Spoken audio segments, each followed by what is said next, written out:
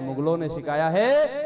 और ये मुगल जितने भी हमको गुलाम बना करके गए, इनकी गुलामी को समाप्त करना पड़ेगा। और सनातन धर्म, हमारे राम, क्या नाम था उनका, मर्यादा पुरुषोत्तम राम। एक मर्यादा पुरुषोत्तम, एक लीला पुरुषोत्तम। कृष्ण के लीला पर मत जाना। हाँ, कृष्ण ने किया वो मत करो, कृष्ण ने कहा वो करो, और राम ने किया वो करो। कृष्ण ने जो किया वो कभी नहीं, क्योंकि कृष्ण ने जो किया है वो वास्तविक आवश्यकता के अनुसार किया है। लेकिन जिस प्रकार कृष्ण ने रास रचाया, उस प्रकार से ऐसे तुम रास रचाने लग जाओगे तो लट देंगे लोग।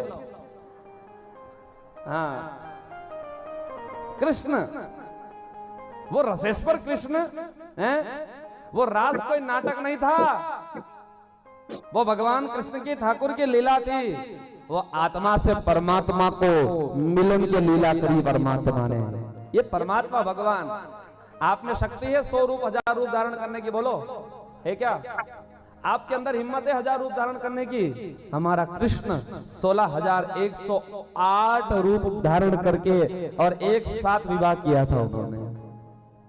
आप उनके लीला नहीं।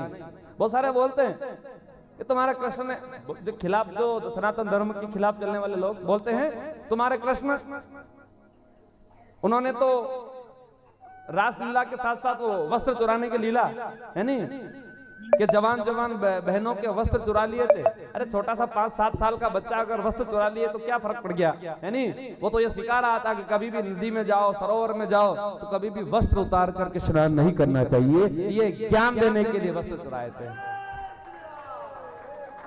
लेकिन आप यूं, ये बात तो याद रह जाती है कि कृष्ण ने वस्त्र चुराए, कृष्ण ने वस्त्र चुराए। लेकिन 18 साल की द्रौपदी का जब चीरहरण हो रहा था और दुशासन भरी सभा में नग्न कर रहा था, उस समय चीर बढ़ाने के लिए वस्त्र धारण करके भी मेरा कृष्ण आया था, द्वारिकाधीश आया था। ये क्यों भूल जाते हो? ये याद नहीं रहता आपको, है ना? बस वही याद रहेगा। इसलिए भगवान कृष्ण की लीला और भगवान राम की लीला एक है। एक कृष्ण जो है वो लीला पुरुषोत्तम है, लेकिन भगवान राम मर्यादा पुरुषोत्तम। और मर्यादा पुरुषोत्तम राम ने सर्व समाज को एक साथ जोड़ने का काम किया। निषाद राज भीलों का राजा था, भीलों का राजा, लेकिन उसको भी अपना भाई बनाया भगवान राम ने। और एक बार क्या हुआ, जब भगवान राम निषाद राज की मां के सामने उपस्थित हुए, ध्यान से सुनना इस कथा को।